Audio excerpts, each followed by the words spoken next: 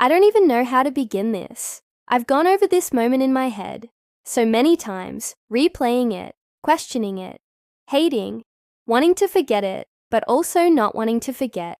It's something that should have never happened, something that I know is wrong, and yet I can't stop thinking about it. I don't have anyone to talk to about this. No one-noter, single person in my life. I could tell without them looking at me differently forever, but I need to say it. Even if Noon ever really hears this, even if it just sits here, floating in the void, in need to get it out, this is the story of the night my mother crossed a line and how I haven't been able to think straight since. Before I continue, I need to warn you, this story contains mature and deeply unsettling themes. It deals with family boundaries, emotional conflict, and a moment that changed the way I see everything. If this kind of topic makes you uncomfortable, you may want to stop watching now. This is not an easy story for me to tell, and it won't be an easy one to hear. My name is Raya Johns. I'm 22 years old. I moved away from home a little over 2 years ago for college. And ever since then, I've only been back a handful of times. Usually for holidays, sometimes for special occasions, but every time I went back, things felt different. Not just because I was growing up, but because my family wasn't the same anymore. My parents divorced a little, over a year after I left. It wasn't messy. No screaming, no court battles, no lawyers arguing over who got what. My dad just left, packed a bag one day, and never really looked back. My mum, Amaya, took it hard, harder than she let on. At first, she put on a brave face, told me and everyone else she was fine, that she was better off without him. But I could tell, I could hear it in her voice, in the way she spoke about him, when she thought I wasn't really listening. I don't think she ever fully got over it. Maybe she just buried it. Maybe that's why everything that happened. The thing is, my mom and I never had the kind of relationship where we talked about personal things. We were close, but not in a share your feelings kind of way. She wasn't the kind of mum who sat me down to have deep talks about life.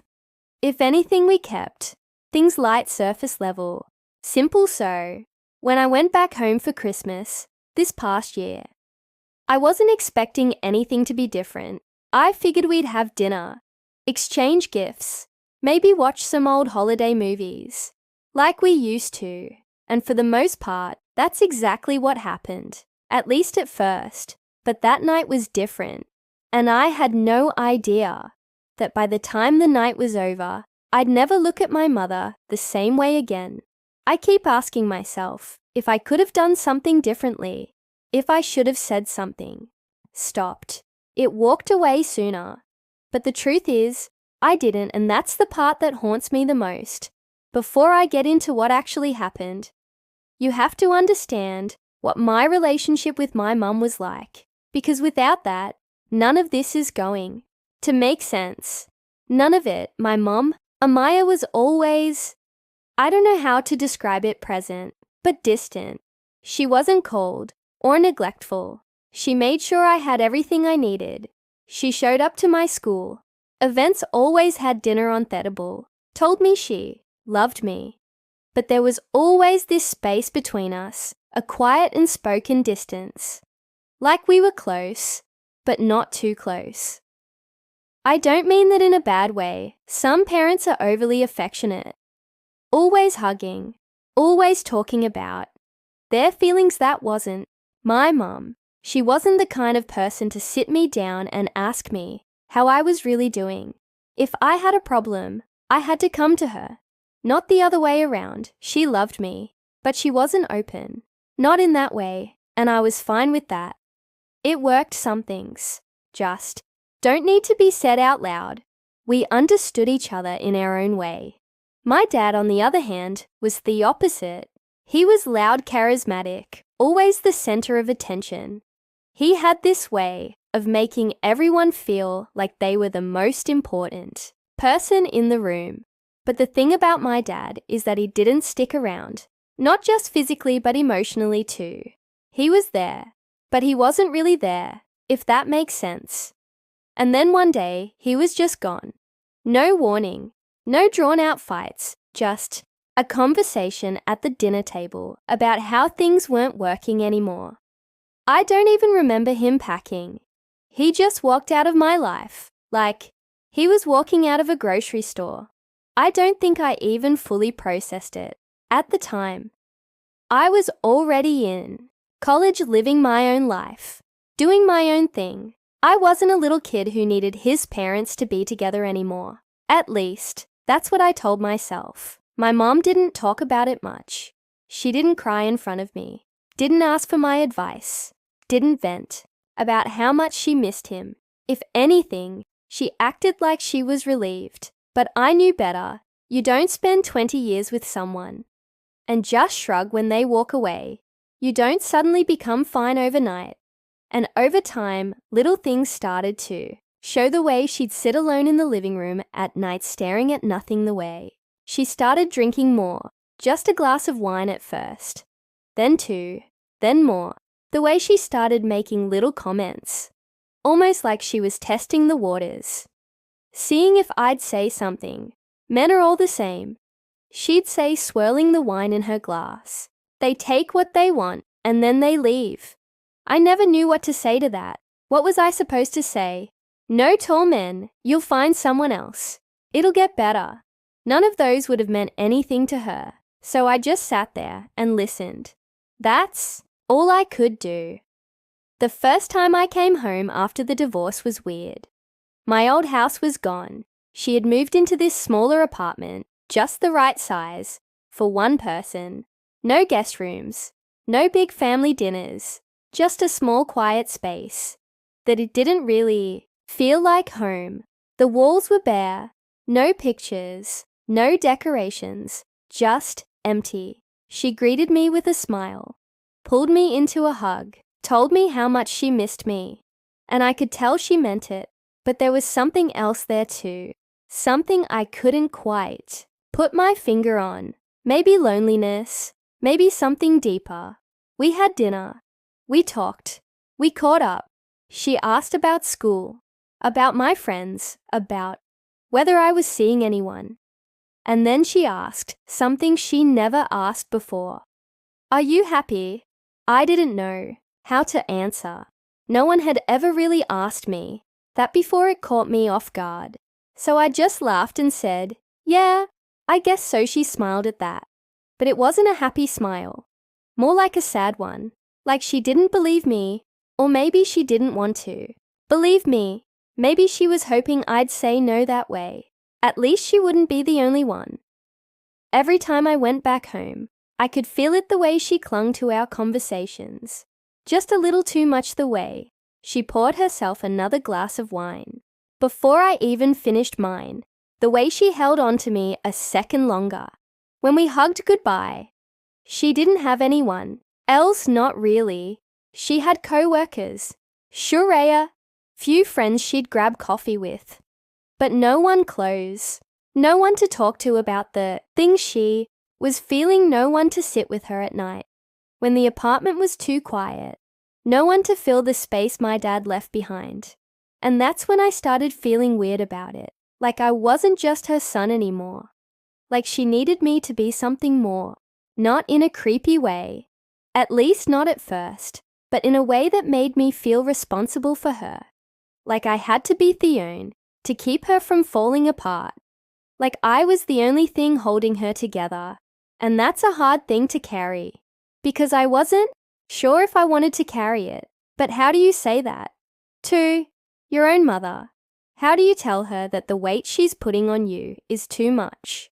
How do you tell someone you love that you can't be what they need?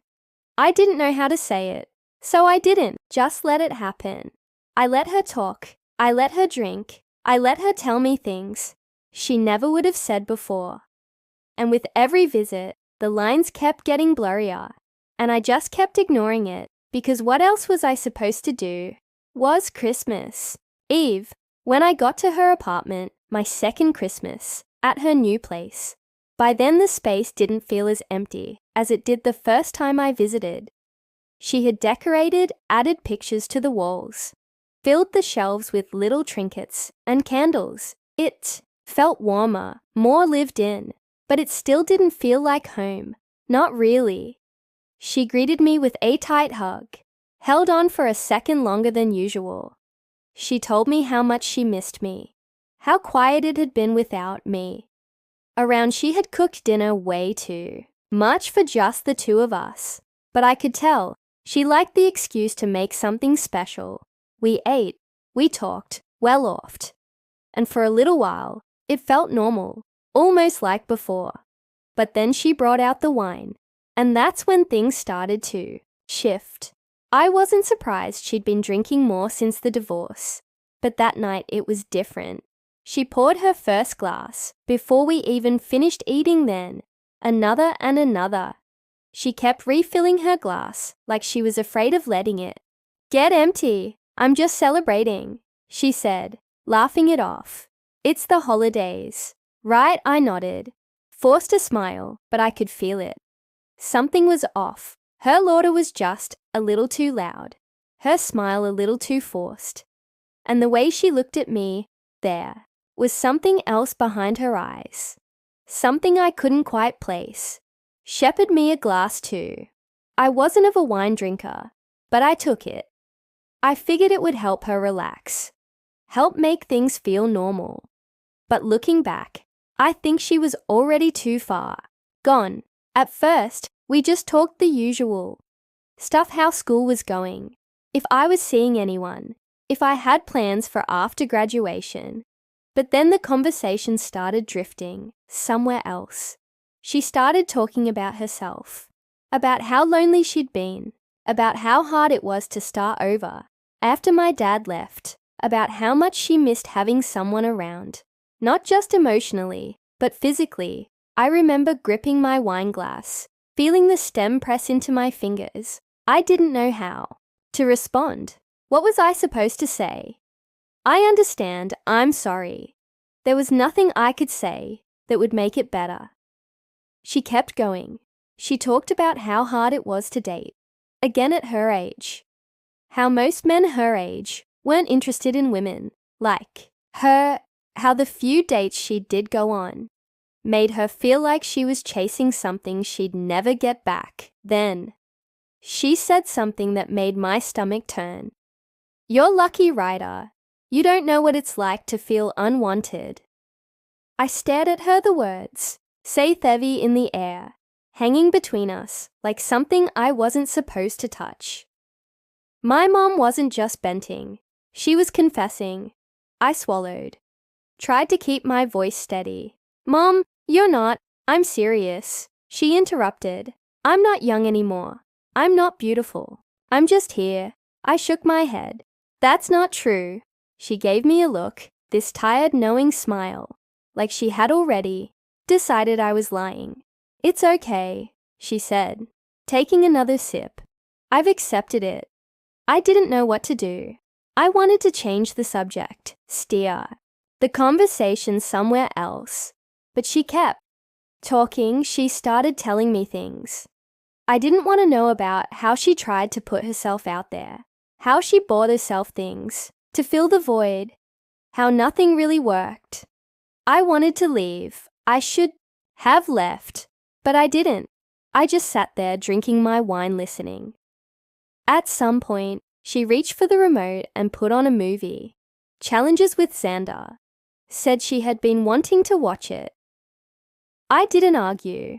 I just nodded, relieved to have something to focus on other than the weight of our conversation. The first half of the movie was fine. We sat there side by side, the only sounds coming from the screen. The wine was starting to make me feel warm, a little hazy, but I was still aware, still present. Then the hit one of its more intimate scenes. It wasn't anything extreme, but it was enough to make me shift in my seat, suddenly very aware of my surroundings. I kept my eyes on the screen, trying not to react, but then I felt my mother looking at me. "Does this make you uncomfortable?" she asked. I shrugged no. Truly, she smirked. swirling her glass.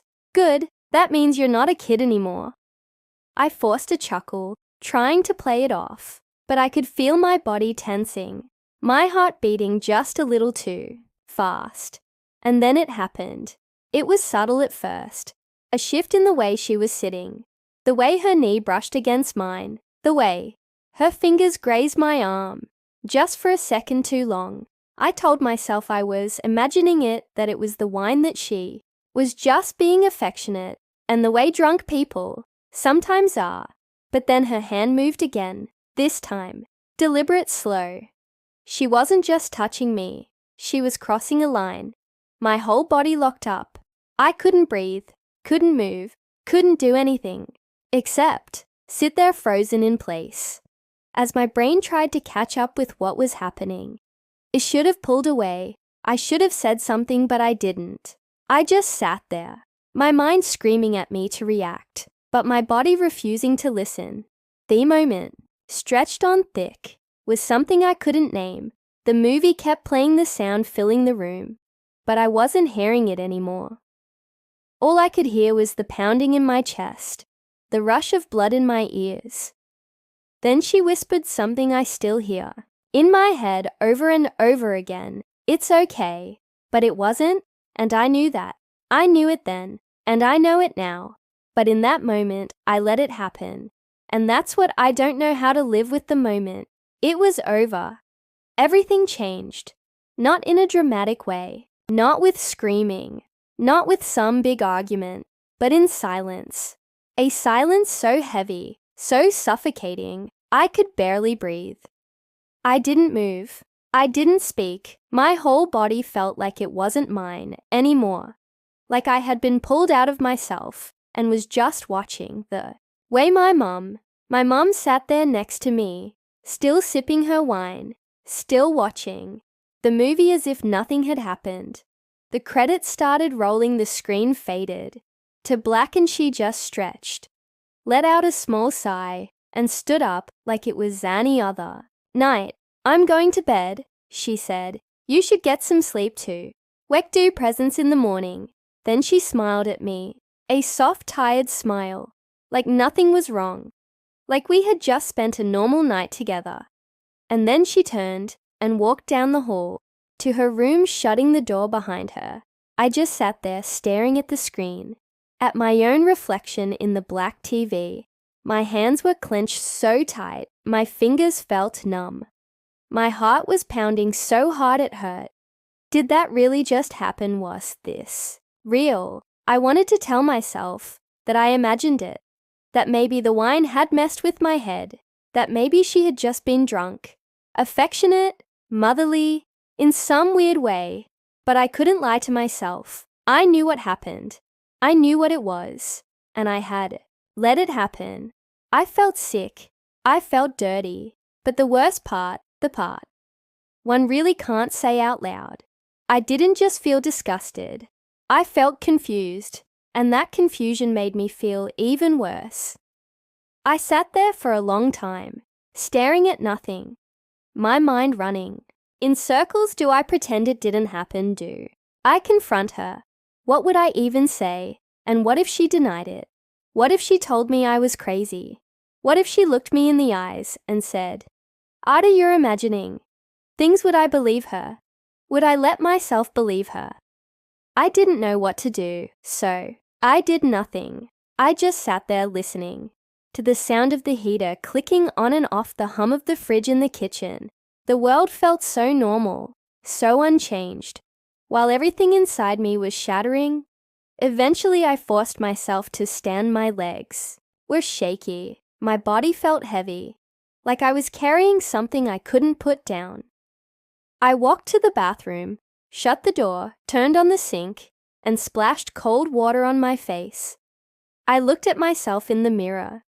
My eyes were bloodshot, my face pale. I barely recognized myself. What the hell just happened? I stayed there for a while, just staring, just breathing. Then finally, I turned off the light and went to my room. I laid down, pulled the blanket over me, and stared at the ceiling, waiting for sleep. That never came. The next morning was worse. Not because she said anything, not because she acted guilty or ashamed, but because she didn't. She acted normal, completely perfectly normal, like nothing had happened. I woke up to the smell of coffee when I walked into the kitchen. She was standing there flipping pancakes, humming to herself. She turned when she saw Momi and smiled. Good morning, sleepyhead, like I had just gotten a full 8 hours. Like I hadn't spent the whole night lying, in the dark, replaying every second of what happened. I just nodded, muttered morning, and sat down at the table. She poured me coffee, put a plate of pancakes in front of me, sat across from me, like she had 1,000 times before. Merry Christmas, my said, clinking her coffee mug against mine. I forced a smile. Merry Christmas. My stomach was in knots. I could barely swallow my food. But she kept talking, like everything was fine, like nothing was different. Did you sleep okay? She asked. I almost laughed. I almost said, are you serious? But instead, I just nodded and lied. Yeah, you like a baby.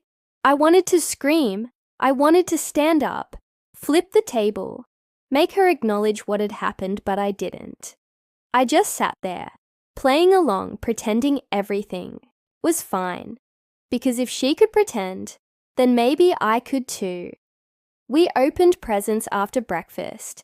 She had gotten me a new jacket, some books.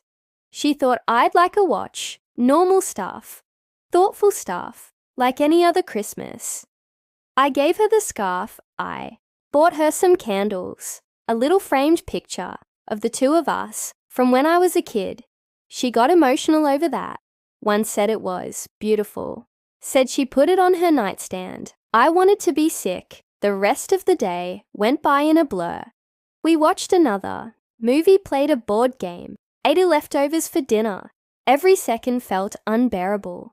The way she laughed, the way she smiled at me, the way she touched my arm when she talked. Was it always like this, or was I just noticing it now?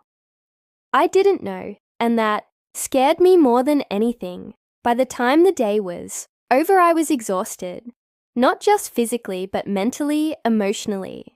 I told her I was going to bed early. She just kissed my forehead, told me she loved me, and said good night. I laid in bed, staring at the ceiling, again just like the night before. But this time, I didn't just feel sick. I felt lost, 'cause I didn't know what scared me more. The fact that she was acting normal, or the fact that part of me wanted her to. I thought leaving her apartment would make things better, that once I was back at school, back in my own space, back to my normal routine, I could forget about it, bury it, pretend it never happened. But that didn't happen. It wasn't just the memory that stayed with me. It was the feeling, the weight of it, the way it wrapped around my brain and refused to let go. I couldn't stop thinking about it, and I hated that.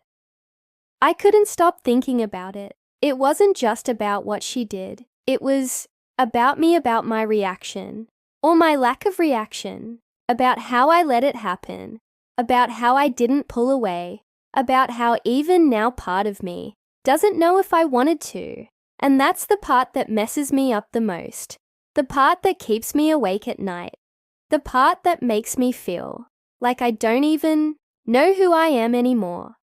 I tell myself that what I'm feeling is just a reaction to trauma, that my brain is trying to make sense of something that never should have happened, that it's normal to have intrusive thoughts after something like this, but that doesn't make it easier, because it's not just shame.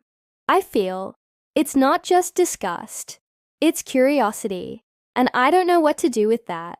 There are moments where I catch myself remembering how it felt, not just the horror of it, not just the confusion, but the sensation, the warmth, the touch. And the second I realize what I'm doing, I feel sick, like I need to scrub my own brain clean. Because what kind of person thinks about something like that? What kind of person lets a memory like that linger?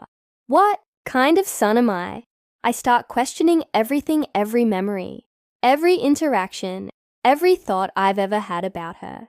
And that's when I realize something that makes me want to crawl out of my own skin. I've thought about her before, not in this way, not in any way that I ever considered real. But there were moments, small fleeting moments where I looked at my mom and felt something.